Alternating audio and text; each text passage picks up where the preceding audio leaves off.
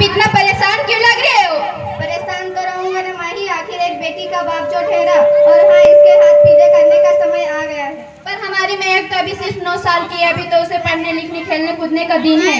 देख माही, लड़कियां पराया धन होती है और जितना जल्दी इन्हें घर से विदा कर दे उतना ही अच्छा रहेगा। और हाँ, कल से महक की पढ़ाई लिखाई सब बंद। अबू इसमें मेरी क्या गलती? आप मुझे पढ़ाई करने क्यों नहीं देते? तेरी गलती है क्योंकि तू एक लड़की है, अगर लड़का होती तो क्या अबू, मैं लड़का होती तो क्या? ये लड़की ज्यादा जबान ना चला, वरना जबान हड़क से खींचकर बाहर निकाल दूंगा। अबू मैं पढ़ लिख कर कुछ बनना चाहती हूँ, मेरी पढ़ाई ना रोके अबू। महक, तुझे पढ़ना है तो पढ़, लेकिन सारी उम्र बाप की छाती पर बोझ बनकर ना बे। बट अबू मेरी उम्र तो अभी पढ़ाई लिखाई की है, मुझे पढ़ लिख कर डॉक्टर बनना है। पढ़ाई पढ़ाई पढ़ाई, आज तो तेरी इन कॉपी का काम करके ही छोड़ूंगा। मत फाड़े अबू, मत फाड़े। अबू ये आपने क्या किया? मेरी इन किताबों को ही नहीं, मेरी किस्मत फाड़ दी आपने, मेरी किस्मत। ये कॉपी किताबें सिर्फ लड़कों के हाथ में अच्छी लगती है, लड़कियों के हाथ में बस मेहंदी अच्छी लगती है, मेहंदी। बट अबू मैं लड़की हूँ तो क्या हुआ? यहाँ लड़का और लड़की तो हमारे दोनों आंखों के समान है। चुप कर महक, ये एहसान मान कि तू अब तक जिंदा है, अगर बचपन में ही गला दबाकर मार दिया रहता तो आज तेरी बकबक नहीं सुननी पड़। बट अबू मेरे को चूल्हा जलाना ना आवे है। देख छोरी, जितना जल्दी हो सके चूल्हा जलाना सीख ले, यही अच्छा होगा तेरे लिए। और हाँ, तेरा ब्याह कल के कल होगा। अबला जीवन है तुम्हारी यही कहानी, आंचल में है दूध और आंखों में है पानी। मुझे माफ कर दे बेटी, तेरे अब्बू के सामने मेरी एक न चलेगी। मुझे माफ कर दे बेटी, मुझे माफ कर दे। तो इस प्रकार मात्र 9 वर्ष की छोटी उम्र महक का विवाह तन्वी से हो गया। बाल विवाह एक सामाजिक प्रवृत्ति है। इस प्रकार बाल विवाह का शिकार हो रही है महक। 5 वर्ष बाद महक 14 वर्ष की हो गई।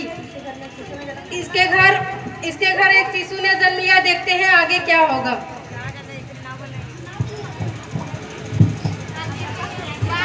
तो नेता बुला दी पक्का। अरे नेता में बुलाई तो देखिए ना इसे क्या हो गया है। इसका माथा तो अंगार की तरह गर्म हो गया। इसे तो बहुत तेज बुखार है। माही जल्दी से डॉक्टर को बुला के आओ। जी हाँ, बुला रही हूँ। आप भी ना कुछ भी बोलते हैं, दीजिए मुझे। अल्लाह की दुआ से अब इसका माथा ठंडा हो रहा है और बुखार भी उतर रहा है। उठो बेटा उठो, उठो बेटा उठो, तुम्हें तुम्हारी माँ बुला रही है। उठो बेटा उठो। देखिए ना इसे क्या हो गया, ये आंखें भी नहीं खोल रहा है। उठो बेटा उठो। आप चुप क्यों हो? उठो बेटा उठो। महक ये अब आंखें कभी नहीं खोलेगा। नहीं, ऐसा नहीं हो सकता। मेरे बेटे को मुझसे कोई अलग नहीं कर सकता। पागल मत बनो महक। माहिर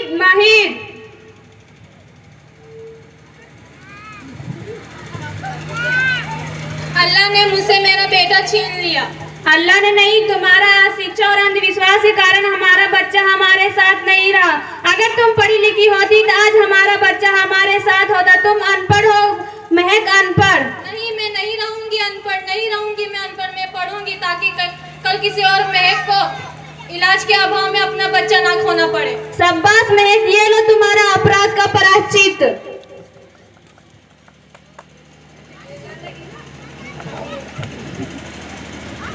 महक, तुम्हारा 12वीं का परिणाम आ गया है। तुम पूरे कॉलेज में प्रथम स्थान अर्जित की है।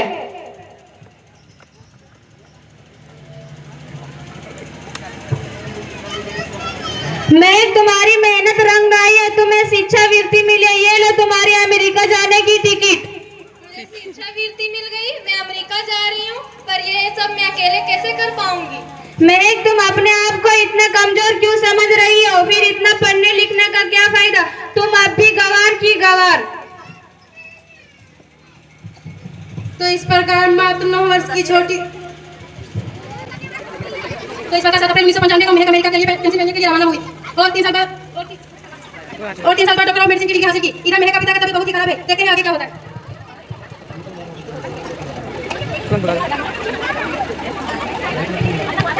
लगता है अब मेरे जाने का समय आ गया है, अब मैं नहीं बचूंगा। ऐसा मत बोलो माहिर, मैंने सुना है शहर के सिटी हॉस्पिटल में अमेरिका से डिग्री लेकर कोई बड़ा डॉक्टर आया है। एक बार वहां चल के दिखा लेते। सही बोलो भैया, कम से कम दिल की तसल्ली तो मिल जाएगी। हाँ चलो चलो जल्दी हॉस्पिटल चलते हैं।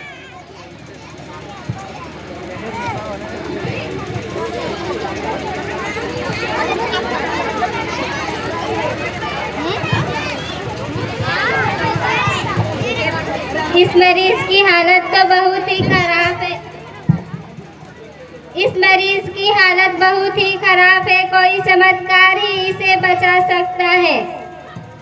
ऐसा मत बोलो भाई, डॉक्टर साहब कब तक आ जाएंगे? लो आ गई डॉक्टर मैडम।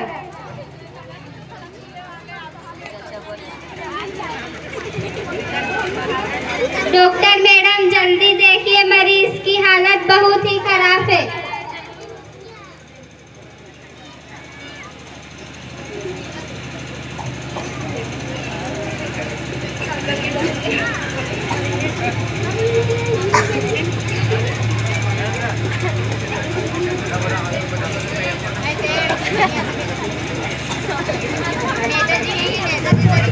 अब आप बिल्कुल ठीक हैं।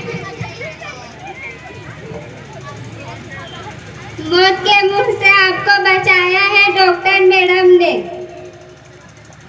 डॉक्टर मैडम ने मुझे बचा लिया। मुझे मिलना है doctor madam. Doctor madam, doctor साहब नहीं, डॉक्टर मैडम बोलो। डॉक्टर मैडम, उन्होंने ही तुम्हें जीवन दान दिया है। लो आ गई डॉक्टर मैडम। डॉक्टर मैडम आपका बहुत बहुत धन्यवाद। आपने मेरी जान बचाई। इसके बदले में मैं गरीब भला आपको क्या दे सकता हूँ?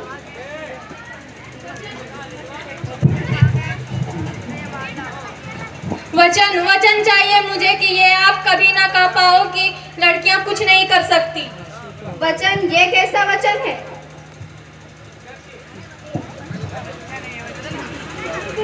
अरे माही, तुमने पहचाना नहीं? ये तुम्हारी बेटी महक है। महक? मेरी बेटी महक एक डॉक्टर? हाँ अब्बू, वही महक जिसके लिए बचपन में आपने चूल्हा और दूल्हा के अलावा कुछ नहीं सोचा था। महक मेरी बेटी, मुझे माफ कर दो। मैं तेरा गुनहगार हूँ। नहीं अब्बू, वही महक जिसके हाथ पीले करके आप उसकी सारी जिंदगी काला कर देना चाहते थे। महक मेरी बेटी, मुझे माफ कर दो। मैं तेरा अपराधी हूँ। नहीं अब्बू, मैंने तो आपका एहसान चुकाया है। याद है ना अपना एहसान जो बचपन में आपने मेरे ऊपर किया था? ताने सुना सुना कर जीते जी मुझे मार डाला था। आप बताएं अब्बू, और किस किस को मारेंगे? महक मेरी बेटी, मुझे माफ कर दो। आपने ही तो कहा था किताबें सिर्फ लड़कों के हाथ में अच्छी लगती है, लड़कियों के हाथ में सिर्फ मेहंदी अच्छी लगती है। लड़का और लड़कियों में फर्क करना तो आंखों में फर्क करना समान है। एक का पढ़ना और दूसरे का ना पढ़ना सामाजिक अंधकार है अब्बू, सामाजिक अंधकार है। उपकार मांगता हूँ मैं तुझ जैसी बेटी का, जिसने सारी उम्र मुझसे कुछ ना मांगा तो सिर्फ बराबरी का दर्जा। लेकिन सच तो यह है कि मैं तेरी माफी का काबिल भी ना हूँ।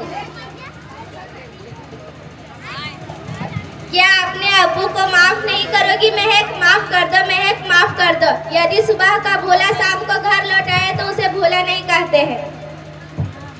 ठीक है, माफ कर दिया। तो इस प्रकार महक ने अपनी मेहनत और अटूट इरादे से न केवल अपनी मेहनत और अटूट इरादे से न केवल बल्कि भारत की पहली महिला डॉक्टर बनी, बल्कि उन लड़कियों के आगे चलकर उन लोगों के लिए सुनहरा रास्ता दिखा गई जो जीवन में कुछ करना चाहती थी।